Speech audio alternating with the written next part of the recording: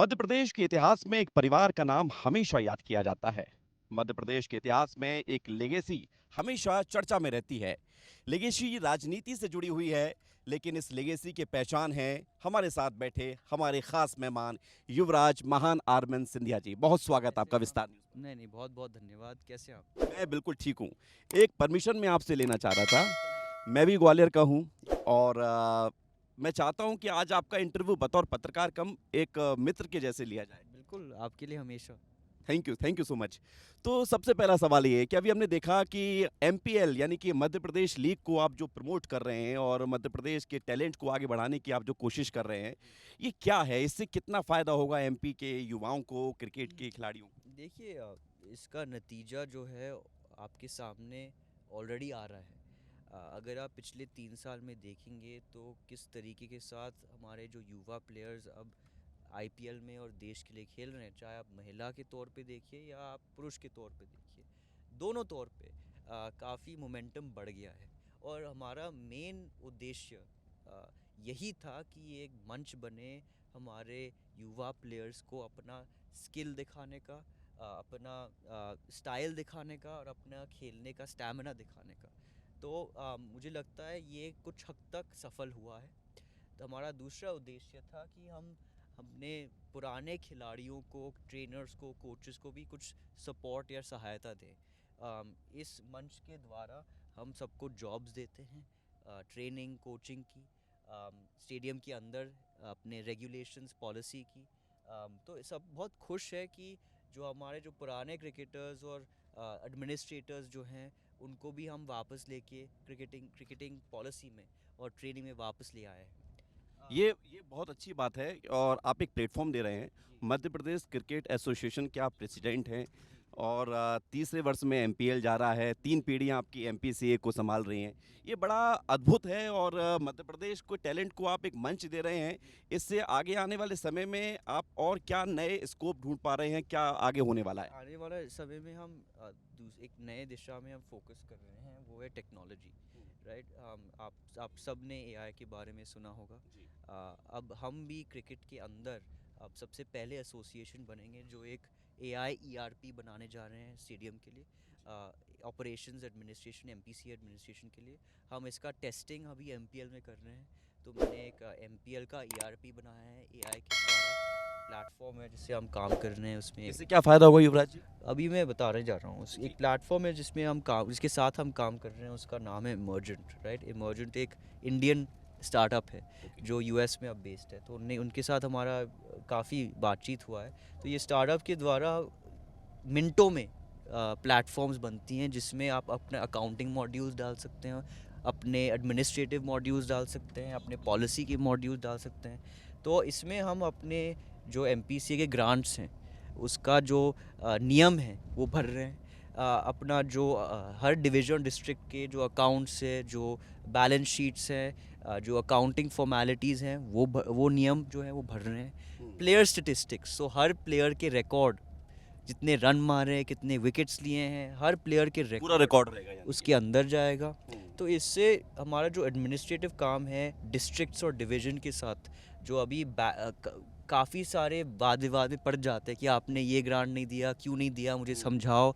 वो सब अब एआई के द्वारा आपके सामने आएगा जी। कि अगर आपने कुछ ग्रांट के लिए भरा है और आपके 2-3 एरियाज़ मिसिंग है तो आपको बताएगा कि आपकी ये 2-3 एरिया मिसिंग है, इसको आप कंप्लीट कीजिए हुँ। और फिर आपको ग्रांट मिल जाएगा। जी। तो आपको ये सहायता मिलती है प्लेयर सिलेक्शन में।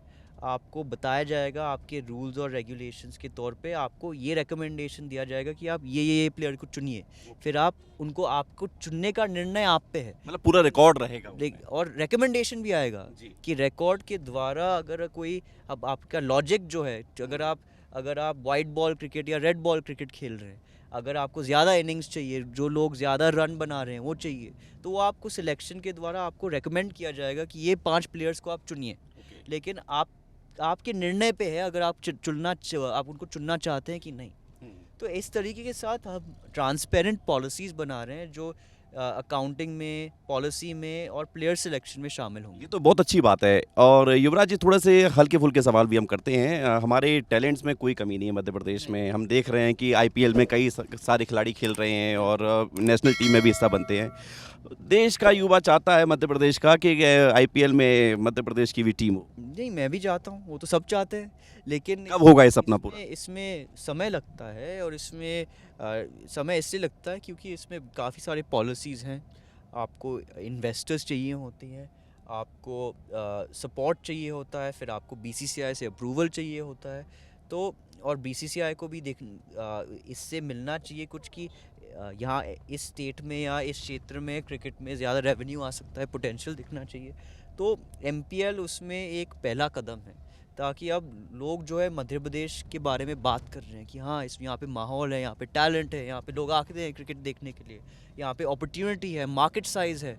तो इससे मुझे लगता है हमारा पहला कदम हम आगे बढ़ चुके हैं, लेकिन अभी कई कदम हैं जिसको हमें आगे लाके मतलब आज हम 2026 में बात कर रहे हैं, तो कितना वेट आपको लगता है? 2 साल, 3 साल? ये मेरे लिए बहुत मुश्किल सवाल है कि कितना वेट कर सकते हैं, लेकिन मैं ये आपको ज़रूर कहना चाहूँगा कि हमारी पूरी कोशिश है कि हम यहाँ से एक टीम हम शामिल करना चाहते हैं, लेकिन कितना समय, ये मेरे लिए बहुत मुश्किल जवाब है आपको देना। जी, अब मैं ग्वालियर वाले स्टाइल में बात करने चाह रहा हूँ।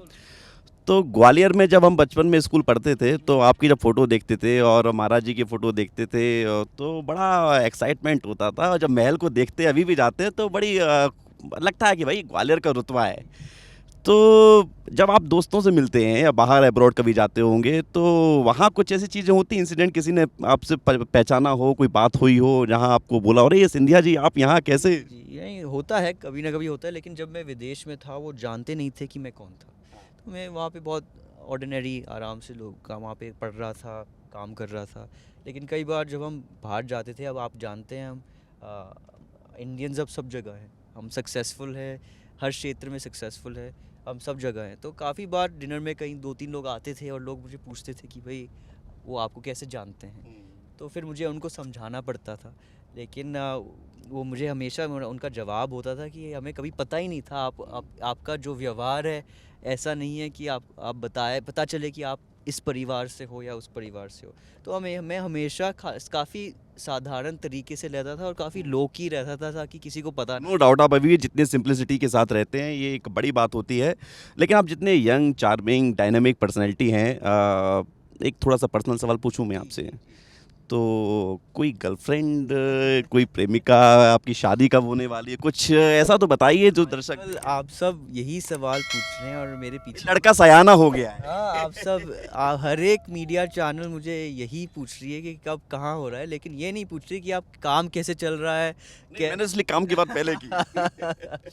नहीं, अभी हमारा पूरा फोकस जो है क्रिकेट में है और मेरे स्टार्टअप्स में है।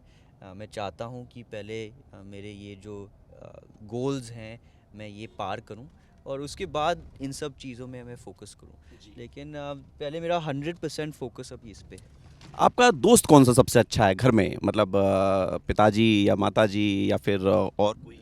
दोनों दोनों दोनों मेरे माता और पिता दोनों का माता पिता का जो रिश्ता है वैसे भी है और दोस्त का रिश्ता है वैसे भी है, क्योंकि मेरे माता पिता दोनों काफ़ी यंग हैं, राइट। तो जब जब वो काफ़ी युवा थे तब मैं भी मेरा जन्म भी हुआ था, तो हमारा एज गैप बहुत कम है। तो मेरे दोस्त के तरीके का भी व्यवहार है और मेरे पिता और माता के भी व्यवहार है, दोनों का एक बहुत अच्छा बैलेंस है। तो वो मेरे बारे में सब जानते हैं, ऐसे नहीं कि मैं उनसे कुछ छुपाता हूँ या कुछ कहता नहीं हूँ। जो मैं करता हूँ मैं उनको सीधा सीधा बोलता हूँ, और अगर वो कहते मत करो तो मैं चुपचाप से करता हूँ। ये बहुत अच्छी बात है। मतलब करते तो हैं। तो चुपचाप से ऐसा कौन-सा काम बताना चाहेंगे? अब कुछ मैं किया आपको हो? बता दूंगा तो आप फिर मैं तो ट्रबल में फंस जाऊंगा ना, क्योंकि यस, उनको यस, तो ऑब्वियसली। पता नहीं है। अगर मैं मीडिया चैनल पे बोल दूंगा तो मैं खुद को फंसा रहा हूँ। जी, जी। एक सवाल ये भी है कि जब आप कहीं बाहर निकलते हैं, ज्योतिरादित्य सिंधिया के बेटे आए हैं, ये लेगेसी जब आपके साथ चलती है, कई बार इससे आपको कभी मुश्किलात हुई है? आम, देखिए, जो सिंधिया लेगेसी है वो हमेशा एक बहुत भारी लेगेसी है। आप चाहे मेरे पिताजी के बारे में बात करें, चाहे मेरे दादाजी के बारे में बात करें, चाहे मेरे परदादी के बारे में बात करें, या उससे पहले भी जो मेरे एंसेस्टर्स हैं उनके बारे में बात करें, तो सब ने देश के लिए काफ़ी काम किया है। तो इसलिए ये जो लेगेसी है, ये आपके कंधे पे बहुत भारी वजन पड़ता है। तो ये वजन जो है अच्छा भी है, क्योंकि हमेशा आपको ग्राउंडेड रखता है। ये नहीं कि आप हवा में पहुंच जाए। तो ये अच्छी बात है कि ये जो लेगेसी है भारी है, गंभीर है। अच्छा, वो चांदी वाली ट्रेन में खाना आपने भी खाया है?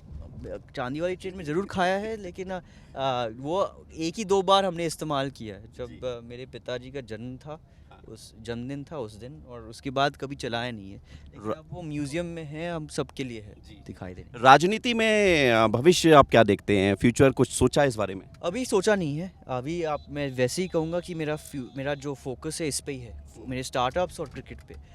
लेकिन जो आएगा वो आएगा, समय में आएगा, हमें पता नहीं है। आपका फेवरेट क्रिकेटर कौन है? मेरा फेवरेट क्रिकेटर्स एक्चुअली 2-3 हैं। अगर आप रिटायर्ड जो है क्रिकेटर्स को देखें तो डेफिनेटली सचिन है।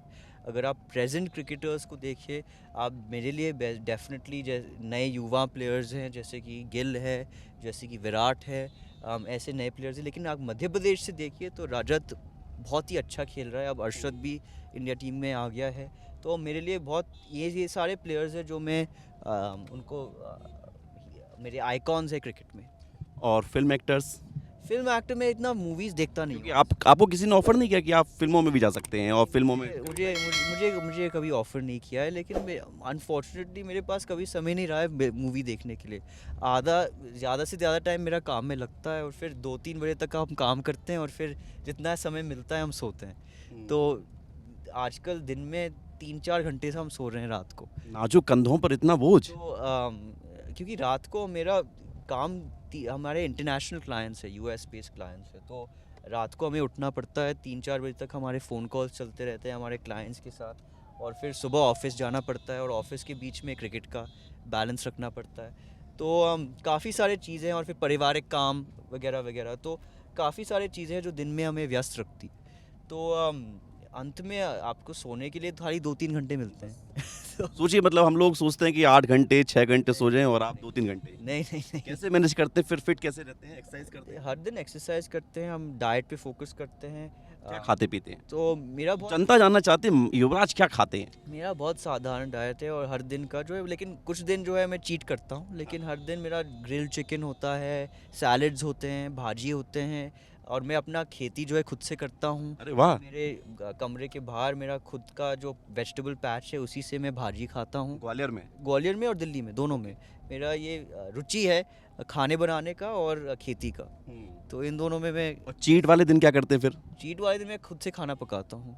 तो butter chicken, biryani, kebabs, chicken tikka. मतलब युवराज जी खाने पीने के शौकीन है। बिल्कुल, वो तो सब पूरी देश हमारी शौकीन है खाने पीने में। तो मैं भी बहुत शौकीन हूँ। अच्छा, तो फिर जब इतने आप व्यस्त रहते हैं, आजकल तो लोग रील्स बहुत देखते हैं, कभी आपने रील्स में समय बिताया है? कभी कभी हाँ, इंस्टाग्राम में सब जाते हैं। हम सब एक युवा पीढ़ी हैं, तो हाँ बिल्कुल हम इंस्टाग्राम में जाते हैं। मैं देखता रहता हूँ। मैं मध्य प्रदेश में भी कई नए जगह हैं जिसमें हम जा सकते हैं। मुझे घूमना फिरना बहुत मज़ा पसंद लगता है, तो मैं अपनी गाड़ी में जाके एमपी में घूमता रहता हूँ। नए ग्वालियर में कहाँ घूमते हैं आप? ग्वालियर में मैं चुपचाप से सब जगह घूमता हूँ। मैं टीकरा जाता हूँ, मैं सुल्तानगढ़ जाता हूँ, शिवपुरी जाता हूँ, मैं पन्ना तक ड्राइव करता हूँ। तो अलग अलग क्षेत्र में मैं जाता रहता हूँ, और अपना छोटा छोटा पिकनिक विकनिक करते रहते हैं हम। कभी ग्वालियर में स्ट्रीट फूड में कभी कुछ मन किया खाने का तो किया है, खाया है? कचौरीज खाते रहते हैं हम वहाँ पे। हमारे फेमस पेड़े की दुकान है, हमारे क्वालिटीज़ की रेस्टोरेंट है। आप क्वालिटीज़ में भी पूछिए, मैं आता रहता हूँ क्वालिटीज़ में। तो मैं घूमता रहता हूँ। अच्छा, हम लोग जब बचपन में सुनते थे तो ये कहा जाता था कि सिंधिया परिवार में कई लैंग्वेजेस सिखाई जाती हैं, टिकेट्स सिखाए जाते हैं, मतलब संस्कार तो हर परिवार देते हैं अपने बच्चों को। मीन्स मेरा कहने का मतलब है कि एक अलग से क्लासेस होती हैं इसकी, ऐसा कुछ सच्चाई है क्या? ऐसे कुछ नहीं है। हमारी जो जीवन है वो हमेशा बहुत साधारण नहीं है, और हमें बोर्डिंग स्कूल में हमें भेजते हैं। बोर्डिंग स्कूल में सब इक्वल होते हैं। बोर्डिंग स्कूल में हमें ह्यूमिलिटी सिखाई जाती है, और कुछ भी खास हमें कुछ नहीं दिया जाता है। स्कूल यूनिफॉर्म होता है, आपको स्कूल यूनिफॉर्म पहनना पड़ता है, सुबह उठना पड़ता है, पढ़ाई करनी पड़ती है। तो वही हम ज़िंदगी जीते हैं जो सब जीते हैं। मतलब लोगों को लगता है, लेकिन आप भी सिंपल मैन हैं। बिल्कुल बिल्कुल सिंपल। एक सवाल मेरा ये है कि देसी गर्ल या फिर कुछ देसी देसी definitely Indian, I mean Indian. देसी है 100%। अच्छा, एक सवाल मेरा ये भी है कि आप खाने में आपने बताया कि ये सब आपको पसंद है। कभी फादर से इस बारे में बात हुई है कि पापा आज लेकर चलो यहाँ चलते हैं, पैसे को लेकर बातचीत होती है कभी? पॉकेट मनी मिलती है अभी मैं अब अपना पैसा बनाता हूँ अब, तो मैं अपना, मेरी कंपनी अब प्रॉफिटेबल है तो मैं अपने पैसे बनाता हूँ। वैसे एक सवाल पूछना नहीं चाहिए, लेकिन अगर मैं पूछूं तो मतलब कितना पैसा लगभग? अब ये आप मैं नहीं नहीं अगर आप कंफर्टेबल नहीं नहीं, इसमें मैं जाना नहीं चाहूँगा, लेकिन मैं खुद से अपना पैसा बनाता ये हूँ। अच्छी बात है। अच्छा, एक सवाल ये भी है कि हम देख रहे हैं कि देश में युवाओं के सामने बहुत चुनौतियां हैं। अभी हम देख रहे थे कि युवा बहुत डिमांडिंग भी है, युवा देख रहा है, सोशल मीडिया पे खूब एक्टिव है। मैं कॉकरोच पार्टी पर आऊँगा, उससे पहले युवाओं के बारे में बात करना जरूरी है। आज का युवा क्या चाहता है? मुझे लगता है आज का युवा, जैसे कि हर व्यक्ति चाहता है, वो बस ट्रांसपेरेंसी चाहता है, और एक ऐसे व्यक्ति चाहता है जो अ, अपना परिचय जो है बिल्कुल सामने रखे। ये नहीं कि आप यहाँ कुछ कह रहे हैं और वहाँ कुछ और कह रहे हैं। तो एक रियल, बेसिकली एक रियल लीडर चाहता है। तो और उसमें मुझे लगता है कोई कमी नहीं है। हमारे प्रधानमंत्री जो है एक बहुत मजबूत और ट्रांसपेरेंट लीडर हैं, जो अपने देश को बहुत ही अच्छे ट्रैक पे, आप अर्थव्यवस्था के तौर पे देखिए, इंफ्रास्ट्रक्चर के तौर पे देखिए, और इंटरनेशनल पावर ऑर्डर के तौर पे देखें, तो अब भारत एक बहुत पिछले 15 साल में बहुत ही मजबूत स्तर पे निकला हुआ है। तो मुझे लगता है ये सब चीज़ें डेफिनेटली हमें दिखाई दे रही हैं। अब मैंने कहा कि कॉकरोच जनता पार्टी इतना बज़ क्रिएट हुआ, मिलियंस फॉलोअर्स, खूब आप भी देख रहे होंगे, रील्स में, खबरों में सुन रहे होंगे। क्या फ्यूचर है? ये कौन लोग हैं? क्या लगता है आपको? देखिए, सबसे पहले हम, कोई नहीं जानता ये कौन है। आजकल आप ये भी जानते हैं कि एआई का कितना इन्फ्लुएंस है, सोशल मीडिया का, मार्केटिंग का कितना इन्फ्लुएंस है, कौन है, कैसे उन्होंने फॉलोअर्स बनाए, क्या असलियत में विपक्ष ने किया है, किसी और ने किया है, कोई नहीं जानता है। तो 100% एक मूवमेंट होगा, इसलिए इतनी फॉलोअर्स निकली, लेकिन उसके पीछे कई और भी रीजंस होती हैं। मैं सोशल मीडिया में, जैसे कुछ ऐसे, जैसे कोई अचानक से इतने फॉलोअर्स जो आते हैं ना, मैं इतना बिलीव नहीं करता, मैं ग्राउंड रियलिटी में बिलीव करता हूँ। आपको सोशल मीडिया में कम, लेकिन असलियत में, ज़मीन में जाके लोगों से बात करना चाहिए, उनकी जो मुसीबत है समझना चाहिए। मेरे ख्याल से ये असलियत और ये रियलिटी है। मैं ये सब सोशल मीडिया फिनोमेनास पे बिलीव नहीं करता हूँ, अगर आप मुझे सच में पूछें तो। मेरा इतना ये कॉकरोच पार्टी में इतना मानना कुछ नहीं है। आप ग्राउंड पे जाइए, आप लोगों से पूछिए, आप पोल्स करवाइए, आप असलियत वहाँ से लेके आइए ना। आप इंटरव्यू कीजिए, लोगों को पूछिए, उनको सवाल, युवाओं को, वहाँ से असलियत आएगी। इन सब सोशल मीडिया फिनोमेना से मुझे नहीं लगता असलियत आगे आती है। अभी केंद्रीय मंत्री जी का एक बयान खूब चर्चा में आया कि वो लू से बचने के लिए प्याज रखते हैं। आप भी रखते हैं क्या प्याज? देखिए, ये बिल्कुल हम सालों से रखते आते हैं। हर एक परिवार का अलग अलग फिलॉसफी होता है, आपका कुछ और होगा, हमारा कुछ और है। ये तो एक बहुत साधारण चीज़ है। हम आप देश में जाएंगे, कोई ना कोई परिवार में अलग अलग चीज़ें हैं जो हम फॉलो करते हैं। हमारे परिवार में एक ऐसा कहावत है कि अगर आप प्याज रखेंगे, अगर आप अपने पॉकेट में प्याज रखेंगे, गर्मी है, लू है, तो प्याज उसको अब्जॉर्ब करता है। ये अलग अलग हर परिवार में, अगर आप खाली हमारे देश में ना देखें, आप पूरे अंतर्राष्ट्रीय स्तर पे देखिए, हर एक परिवार, हर एक धर्म का अलग अलग फ़िलॉसफ़ी होता है। तो ये भी एक फ़िलॉसफ़ी है। अब ये, क्या ये वैज्ञानिक है या नहीं, क्या ये टेस्टेड है कि या नहीं, ये कोई नहीं जानता, लेकिन ये एक फ़िलॉसफ़ी है। लोग कहते हैं आप अगर काली बिल्ली सामने आती है मत चलो। अब कोई जानता नहीं है कि ये, क्या ये वैज्ञानिक है कि नहीं, क्या ये असलियत है कि नहीं, लेकिन कहावत है, तो लोग अलग अलग कहावत फॉलो करते हैं। जी। वापस क्रिकेट पे आते हैं हम। क्रिकेट के लिए आपने खूब मेहनत की और लगातार मेहनत कर रहे हैं। अभी हम देख रहे थे कि कितने युवाओं को आप प्लेटफॉर्म दे रहे हैं। आपको लगता है कि मध्य प्रदेश में क्रिकेट को और आगे बढ़ाना है तो क्या क्या करना पड़ेगा नेक्स्ट? आपने एआई का जिक्र किया, वो तो आप अच्छा प्लेटफॉर्म तैयार कर ही रहे हैं, लेकिन और रियल टैलेंट को बाहर निकालने के लिए क्या करना पड़ेगा? ये डेफिनेटली मुझे लगता है कि जो हमारा निर्णय का प्रोसेस है, वो टेक्नोलॉजी के थ्रू आना चाहिए, उससे ट्रांसपेरेंसी बढ़ती है। आप जानते हैं, हर स्टेट एसोसिएशन में, डिस्ट्रिक्ट एसोसिएशन में लोग पूछते हैं कि इनको क्यों चुना गया, मुझे क्यों नहीं चुना गया।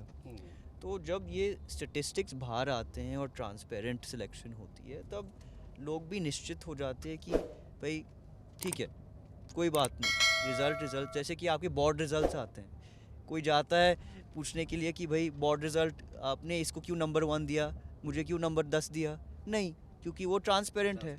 सिमिलरली अगर आप एक ऐसा टेक्नोलॉजी सामने लेके आएँ जिसके द्वारा लोग के रैंकिंग्स, स्कोर्स सामने आएँ, लोग खुद जान जाएंगे कि उनको क्यों चुना गया और क्यों चुना नहीं गया, किस वजह से।